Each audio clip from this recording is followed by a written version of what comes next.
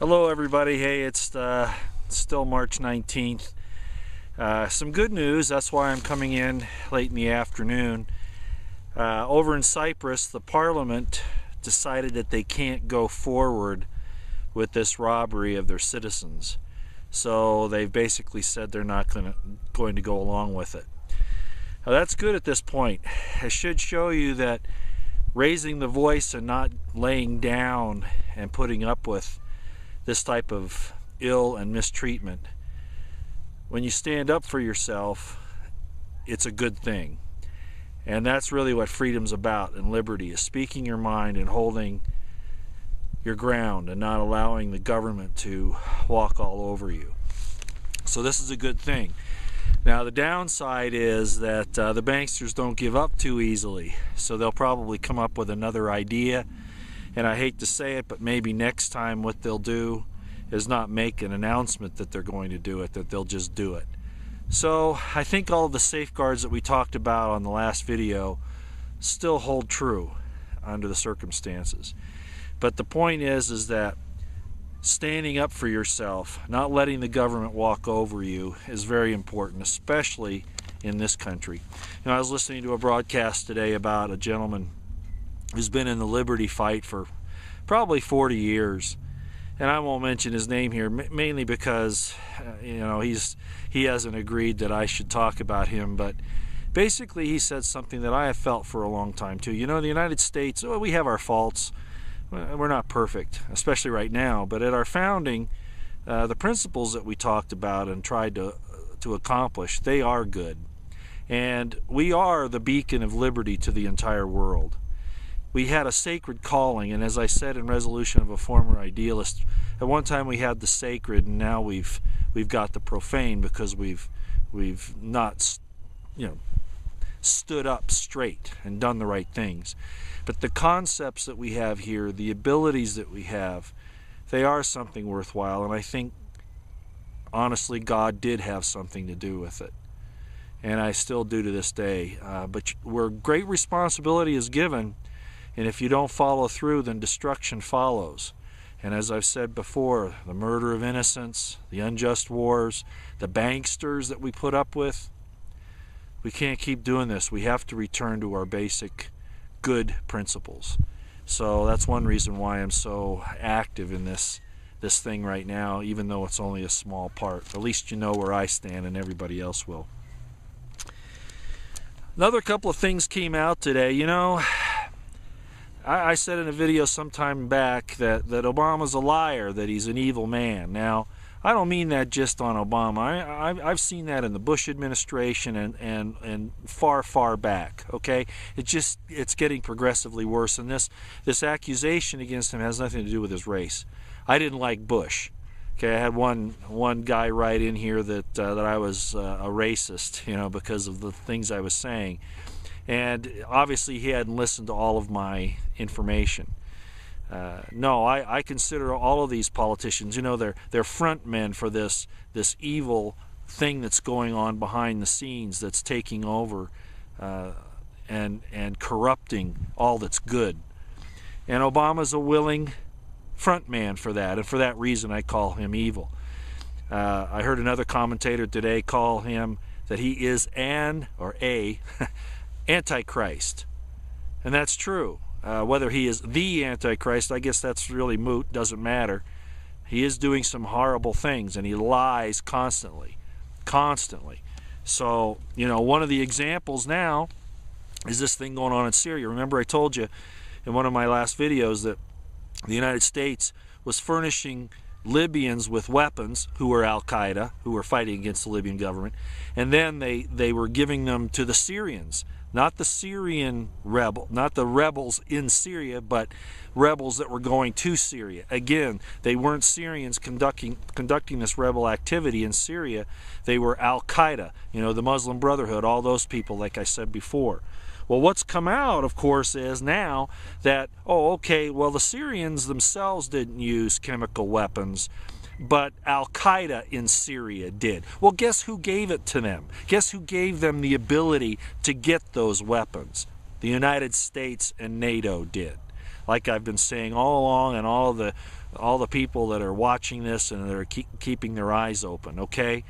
So we fund these rebels to go into Syria, and then we say that, well, if chemical weapons show up in Syria, we'll have to react. And we put it in such a way that it doesn't matter how the chemicals show up. We're going to go into Syria. You know, one way or the other, it's coming. Well, we're already there. The point is that they structure it so that no matter who's at fault, they're going to go in and do something about it. Now, apparently the Syrian rebels, you know, the rebels are trying to say now, because they goofed up, that no, it was the Syrian Assad armies that did it. No, they are going to gas their own people, and I told you that once before. No, the Syrian rebels did this. Al-Qaeda did this, okay? So it's just something to keep in mind. Sorry to interrupt here, but I just have to make sure that this is understood, because I'm really not against Obama because he's black, all right? I'm against him because he lies, because he's like so many of the other presidents that we've had lately that are puppets for these banksters and these internationalists that don't have our interests at heart.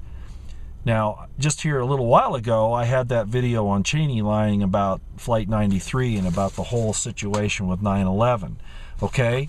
So, you know, and I've said other things, you know, the situation in the Iraq War and Afghanistan and all that. But I just wanted to talk a little bit about what Eisenhower did in 1956. He was part of a little booklet that was written then called The Fighting Man's Code. And really in that it shows that you really have to love liberty, okay? And some of the things that he said in there would be considered terrorism today by this government, merely for standing up for the Constitution and for not going along with torture and you know, following the Geneva Convention and doing the things that are right, all right, by our code of ethics, by our code of conduct. And that existed, you know, up until just a few years ago. And I was part of that old army. Even though, you know, in reality they didn't follow it, at least it was in the code then, and you were expected to do the right things. Well, let me show you what Bush's speechwriter said. And you can get this out of the Guardian. It's a United Kingdom newspaper. In other words, it's from Britain. And this is about a guy by the name of David Frum, F-R-U-M. It's on the Guardian, 18 March, that's today, of 2013. And this whole article is about trying to come with grips with lying about the necessity of the Iraq War. And there's all kinds of information. I mean, even on this, he doesn't fully lament and repent for all of the lies and the deceits that were going on then. But I want to read you this one thing here that was in this article, and I encourage you to go read this article. There's a guy by the name of Jonathan Schwartz who comments on this guy's statements. And, you know, he talks about, you know, yeah, Frum's willing to say that, you know, he's having some sleepless nights now for what he did. But I want to read this part here because this is really important. He talks about the ongoing deceit. Now, again, already Frum has said, you know, there were lies. We said things that we shouldn't have said. The war really was about oil and other things like that. It wasn't about this situation like the administration said it was. So in this separate post, this is what Schwartz says. He says, well, the article says, Schwartz documents that war advocates like Frum still can't tell basic truths about Iraq, even as they adopt the posture of contemplation and remorse. In particular, Frum's claim that Saddam maintained a nuclear weapons program until 1996 is indisputably false. Unfortunately, and this is the key part, I want you to listen to this. Unfortunately, Americans are quite good at regretting their past wars, but quite poor at applying the lessons to newly proposed ones. I think that's very important, because that's what happens. You know, these leaders get in and they tell us these lies, and then we forget that they lied to us. We think that the next guy isn't going to. So I'm saying it up front. Bush lied. Cheney lied. Clinton lied. And Senior Bush lied. You know, I know about the Panama thing. You know, we can go back. Reagan and Iran-Contra. I mean, they're all like this. And they all hide behind this national security ridiculous thing to protect their criminality, if you want to just put it that way. And I'm sorry, I'm trying to pick my words right here. But the fact of the matter is that all of these guys lie and they work for somebody else. They're not working for us. So I just wanted to bring that up. Please go and look at the Guardian. Okay, it's spelled Guardian. Okay, you can type it in like that. David Frum is the article. DAVID-FRUM. And it's today, 18 March 2013. He talks about, again, the things he did as a speechwriter for Bush that were improper and basically lies. Okay? Thanks. Back to the other presentation. Now, I've got a whole bunch of other things that I wanted to talk about today, but I probably won't. The big thing is I just wanted to get the information out that the people in Cyprus and all of the things that have happened worldwide about this horrible thing did in fact stop it, at least at this point. Just stay wary that other things could happen in the future. A couple of other things, and then I'll go. Congressman Lance from New Jersey, he's called DHS out on the carpet and said to Janet Napolitano that he wants an accounting of what's going on here. Like Forbes magazine did, hey, we have to have a dialogue now. This Congressman Lance is saying, you know, I need an explanation. The Congress needs an explanation of why you're getting these billions of bullets and these tanks and all of these things going on. What's going on? You know, this isn't making any sense. So see, it's coming out more and more all the time. And finally, I'll just bring this up. You know, I've mentioned this enmity that's going on in our world, and it seems to be between two types of people. I would say it this way, at least for right now. I think there is an enmity between the seed of the devil and the seed of the woman. And they're supposed to be. They're at odds with each other. And it might be a metaphor or a symbol of the good and bad that's in our own persons, you know. Everybody, like I said before, has this dark spot where they've got good points and bad points, where they could be considered good or evil, depending upon their choices. So what I would like to say is this, that you'll know them by their fruits. We all have a dark side. It's whether we succumb to that. And right now there are evil forces, primarily in these banking systems, that are trying to destroy mankind, humankind, however you want to define it. You know, yeah, there are a lot of us, but if we put our efforts towards reaching the stars and loving each other rather than the greed that the banksters in particular, you know, exemplify, if we had been able to do the good things, think of what we could accomplish. And I think that's what God and the universe is hoping that we'll do, is make those choices. So, as I've said before, and you've heard me say, no matter what goes on in the world, no matter what situation you find yourself in, try to always look at it from a conscience point of view. Have a consciousness of other people and an awareness of the welfare of others. And try to do the right thing. Choose the right and do the right, even when it might be inconvenient for you personally.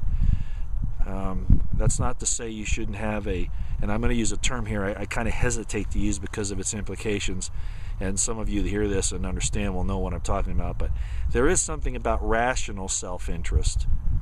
But in my way I'm using that is this, that you still don't conduct evil to accomplish your own self-interest, because in my estimation, if you use evil to accomplish your self-interest, then you actually hurt yourself, not just the other people, but yourself in the long run. There is a karmic debt to be paid.